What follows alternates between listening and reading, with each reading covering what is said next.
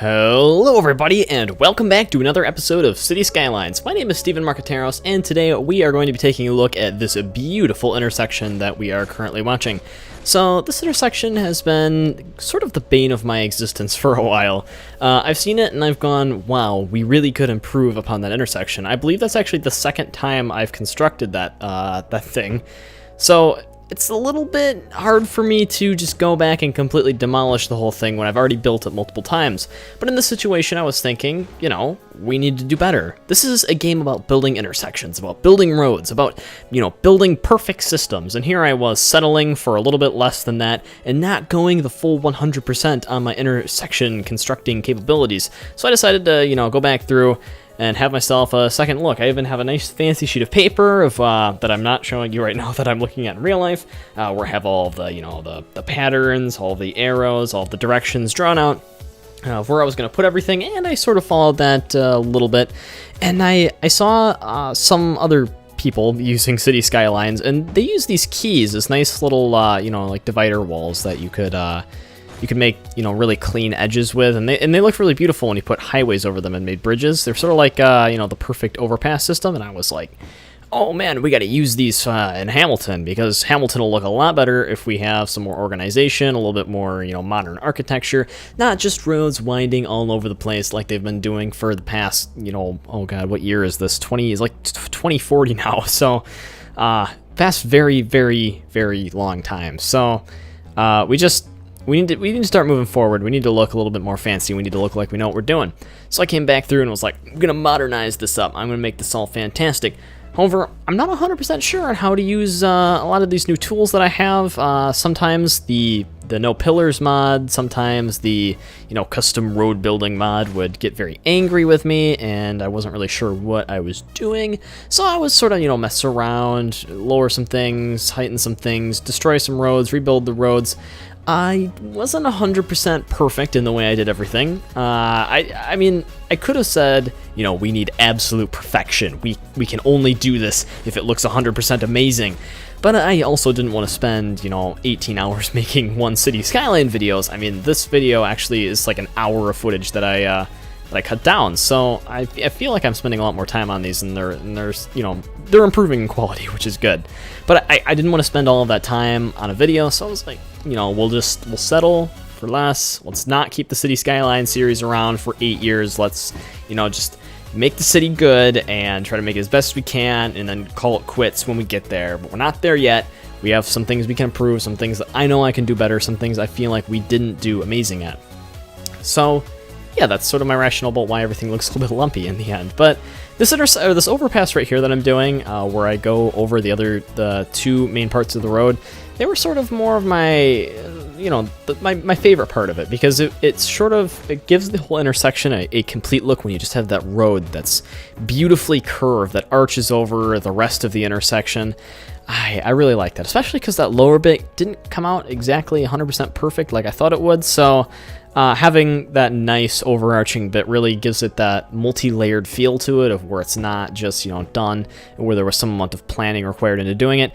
And I think it looks practically a million times better than I did beforehand. And I believe I'm going to jump into a car here in a little bit, so I can see for myself how it actually looks these days. But as far as flow goes, it flows fine, just like it used to, if not better, because now there are actually like more long roads involved. So if something gets backed up, it doesn't instantly back up the entire highway network. It just backs it up for a little bit, and there isn't anything more to do with that. However, you will also note that roundabout, we're going to see in a second, that is starting to cause a lot more of the problems than it used to, because everyone needs to merge into that right lane. You'll see that right there, that everyone wants to merge into that right lane. And this car that I'm driving right now, or I guess I'm just spectating in right now, is gonna take that route of where we go right over here on that beautiful curve overpass, and then we immediately merge into the right lane, and then we go onto the roundabout.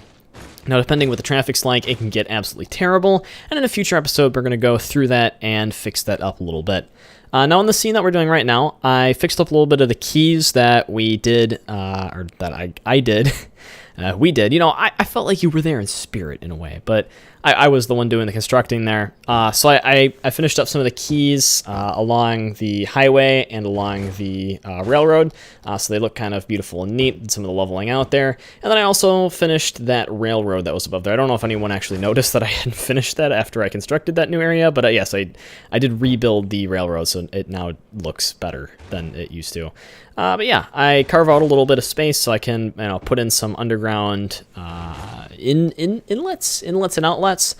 So this industrial area isn't going to be accessed, traditionally by roads to other networks. What I wanted to do was I wanted to put a direct on-ramp and off-ramp to the interstate system, or to the interstate tollway. What do I actually call it in this? The highway system. That's what I've been using. I wanted to connect it directly to the highway system, so trucks could just jump right on if they were getting out of the city. Didn't have to take any short roads or anything, so that way they could leave, jump right on the interstate, and go right out of the city. No freight train required, albeit I do want to put a freight train down there because, it's a freight train. Who wouldn't want a freight train? So we can get that involved as well. And I think that was going to be that's a pretty good idea. Albeit I wasn't able to put connections onto all four ways, so I kind of had to dump people out and hope that they wouldn't make immediate U-turns. That's going to be a little bit of an issue that we're going to have to fix up in the future, because it seems like when you fix one intersection in this game, you have 100 more intersection problems that you can't get past. So yeah, that's a lovely thing that we'll have to look at later. As far as the actual connection into this new system, I decided to put in a roundabout, so we can have people flow out, people flow in. Basically only make two connections to it, but it also provides that ability for any emergency services to flow around, so they don't have to get onto the interstate and then make a U-turn to get back to where they're supposed to be going. They can make a U-turn there, and generally you'll have a very good service time. As well as that, we will have a much better flow with on and off, because you'll have the people staying on the right to go in, and then the people staying on the left side of the roundabout to go out, and you won't get any sort of crisscross matching, and everything flows kind of nicely. But you can also do that section travel that I like. So, if you need to stay somewhere within the industrial complex, you can also stay within the industrial complex, and you don't have to leave. And I set up a series of one-way roads in order to do that. And I placed down some industrial zoning, because there was a lot of options of what I could do to put down there. I thought about office space, I thought about residential space, but I determined that we really needed to move that old industrial out of the heart of the city. I guess what we consider to be the old district. There I am playing around with toll booths. I'm just like, what are all these toll booths? But I decided that I needed to move the industrial district out of the industrial district and into a brand new separate location that had direct highway access, because that industrial district it's just causing so many traffic problems in the residential areas. It's massive, 18-wheeler semis driving next to your house. It just really wasn't what I wanted. I don't think it's what the citizens of the city wanted. But just as I finish this, I take a look over and I go, crap. What's that? Why is there a massive flood of water rushing towards my brand new industrial district? I take a look back, and the bridge, and the new overpass they constructed, almost completely underwater. And that thing is a pretty high bridge. It used to be right in front of the old dam. I didn't really expect that. And as you can see, the new power station, the new dam, is outputting quite a lot of electricity, more than I ever thought it would. And it's decided to dump out a lot of that water behind it, because apparently the water just happened to flow right, and everything started coming out of the dam at once, and we have a massive flood on our hands. It's not just this district that appears that is going to be flooded, because this is a pretty darn massive flood, if you can see it. I'm putting up a flood wall, just trying to maybe say maybe this will try to save the industrial district a little bit. But yeah, all efforts to stop this massive flood of water virtually fail. As we can see, the water, it just starts flowing into the industrial district, and it keeps on flooding, and it keeps on flooding, and it begins to wash away vehicles. Oh man. It's a full-fledged disaster, we'll put it that way. It even required me to use the really, oh my god, scary music that I put in, or I guess the intense music that we started using back in Papers, Please. But as you can see, these brand new buildings I constructed in this brand new district with all brand new roads and a brand new underground tunnel access, it just floods. And I'm gonna assume it kills a lot of people, because that does not seem to be something that you could prepare with. there isn't exactly tsunami warnings in this town, so you don't exactly have all of that warning stuff going on. But yeah, the water pretty much just it just floods up, and as you can see, I'm sort of just wondering what exactly I can do to stop this, because I can't exactly stop the water behind it very easily.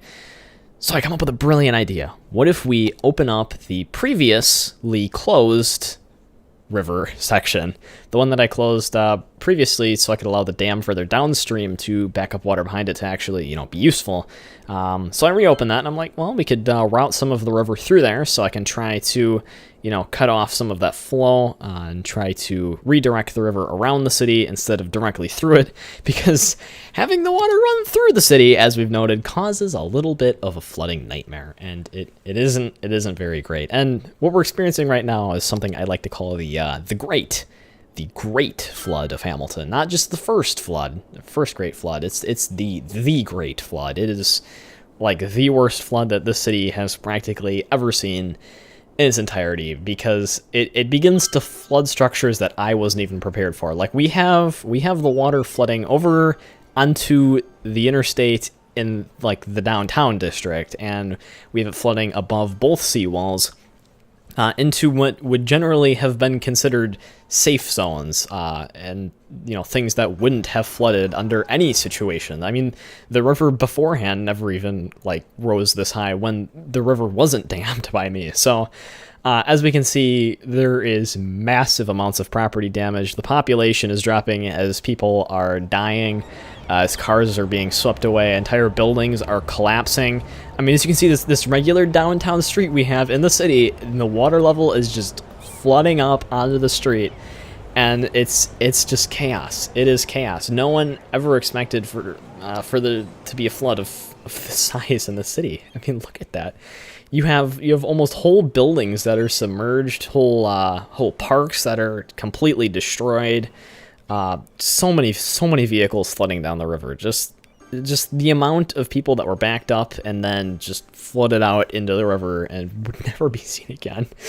It's embarrassing, and it's a true failure of the infrastructure of Hamilton, and I do very seriously regret it, because I mean, the kind of damage that this causes is not something that can be repaired easily. I mean, look at almost every building that was constructed, that new industrial district, has been completely destroyed by water submersion, which, it's not intended. So, yeah, that noise was heard a lot throughout the city. But, yeah. Thank you guys for watching this episode of City Skylines. It has been an absolutely fantastic time moderating and talking for you today. I know I enjoyed filming this episode. It took me a lot of time to make, so if you would leave a comment down below and make sure you rate, comment, and subscribe, that'll be enjoyable. But otherwise, I guess there's only one thing left to say. I will see you guys next time.